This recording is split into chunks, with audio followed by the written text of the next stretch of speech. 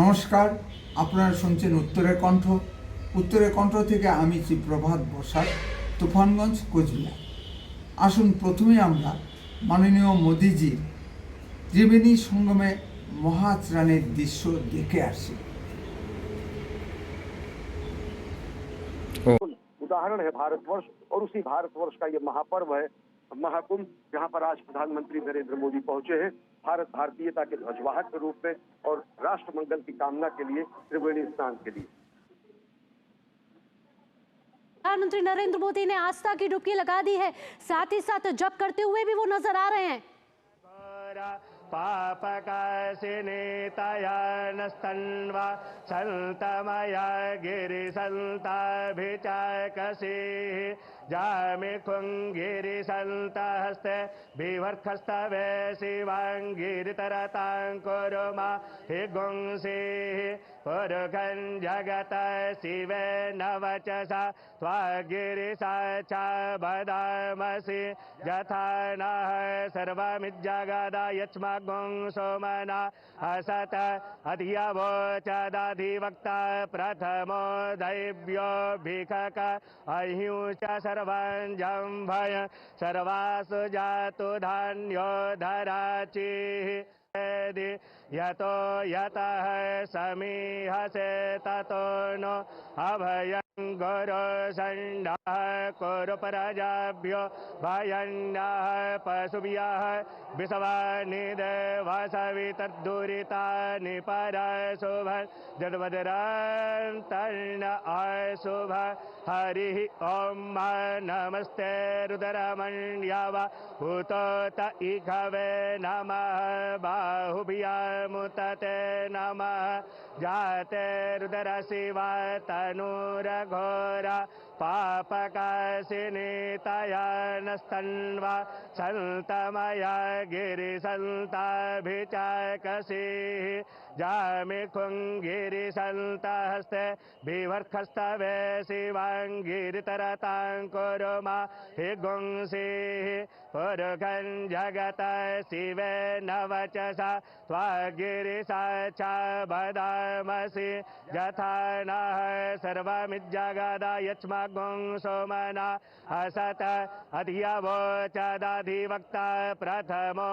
दैव्यो भिखक अहिंस सर्वं भय सर्वासु जातु धान्यो धराचिः यतो यतः समीहसे ततो नो अभयं गुरु सण्डः कुरु प्रजाभ्यो भयन्नः पशुभ्यः विषवानिदेवसवितर्दुरितानि परशुभं जन्मदरान्तर्न अशुभ हरिः ॐ नमस्ते रुद्रमण्यव उतोत इघवे नमः बाहुभ्यामुतते नमः जाते रुद्रशिवा तनूरघोरा पापकाशिनीतयानस्तन्वा सन्तमया गिरिसन्ताभिचाकसिः जामिखुङ्गिरिसन्तहस्ते बिभर्खस्तवे शिवाङ्गिरितरतां कुरुमा हि गुंसिः पुरुखं जगत शिवेन वचसा त्वागिरिसा च वदामसि यथा नः सर्वमिज्जगदा यच्मगुं सोमना असत अधियवोचदधिवक्ता प्रथमो दैव्यो भिखक अहिंस सर्वं भय सर्वासु जातु धान्यो धराचिः यतो यतः समीहसे ततो नो अभयं गुरु सण्डः कुरु प्रजाभ्यो भयन्नः पशुभ्यः विषवा। এতদিন ধরে বিতর্ক চলছিল মহাকুম্ভে এত বড় একটা দুর্ঘটনা ঘটে গেল, মাননীয় মোদিজি যাচ্ছেন না কেন? স্বাভাবিকভাবেই সব দেশি বিদেশি সংবাদ মাধ্যমের ফোকাস মাননীয় যোগীজির উপর পড়ছে। অনেকে মন্তব্য করতে শুরু করেছিলেন মহাকুম্ভের পরেই হয়তো মাননীয় মোদিজিকে সরিয়ে মাননীয় যোগীজিকে ভারতের প্রধানমন্ত্রী পদে বসানো হবে। কিন্তু 5ই ফেব্রুয়ারি দিল্লির ভোটের দিন মাননীয় প্রধানমন্ত্রী মোদিজি ত্রিবেণী সঙ্গমে গিয়ে মহাস্নান পর্ব সারলেন।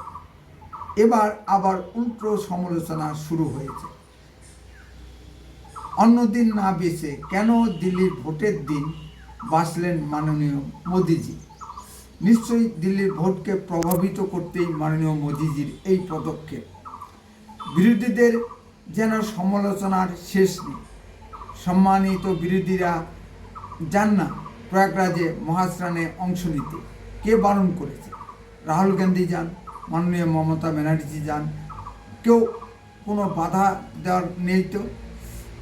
মাননীয় মোদিজি মহাস্নানে গেলেও সমালোচনা, ঢাকেশ্বরী মন্দিরে পূজা দিতে গেলেও সমালোচনা, আবার না গেলেও সমালোচনা। আসলে বিরোধীরা কোনো ইস্যু না পেয়ে শুধু সমালোচনার রাস্তায় নেমে পড়েছে।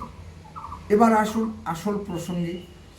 সংবাদ সূত্রে যেটুকু জানতে পারা যাচ্ছে যে মহাকুম্ভের দুর্ঘটনাটি আসলে পূর্ব পরিকল্পিত।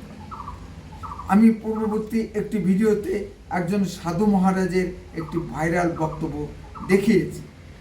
তার বক্তব্য অনুসারে বলা যায় যে শ্রী অখিলেশ যাদব চান করে যাবার পরপরই একটি বাসে করে 40-50 জন যুবক এসে হঠাৎ দৌড়াতে শুরু করে, ফলে ধাক্কাধাক্কি শুরু হয় এবং দুর্ঘটনাটি ঘটে। এখন জানা যাচ্ছে সংখ্যাটি 40-50 নয়, সংখ্যাটি 120 জন। এরাই দুর্ঘটনা ঘটানোর জন্য মূলত দায়ী। এখন প্রশ্ন হচ্ছে, এরা কারা? কোন পার্টি স্লোগান দিচ্ছিল? তদন্তের স্বার্থে সব প্রকাশ করা হচ্ছে না। ওই দিন ওই সময়ে আসা যাত্রীদের প্রায় 20,000 ফোন ট্র্যাক করে এমন 100টি ফোনের হদিশ মিলেছে যা দুর্ঘটনা ঘটার পরপর সুইচ অফ করে দেওয়া হয়েছে। এক্ষেত্রে এআই কে অর্থাৎ আর্টিফিশিয়াল ইন্টেলিজেন্সকে ব্যবহার করা হচ্ছে। ইতিমধ্যেই মাননীয় যোগীজি হুঙ্কার ছেড়েছেন, অপরাধীদেরকে প্রয়োজনে মাটি পুড়ে বের করে গ্রেপ্তার করা হবে। ফলে অনেকের মুখ অন্ধকার হয়ে গেছে। কেন্দ্রীয় তদন্তকারী সংস্থা ও উত্তরপ্রদেশের এসটিএফ একযোগে কাজ করে যাচ্ছে।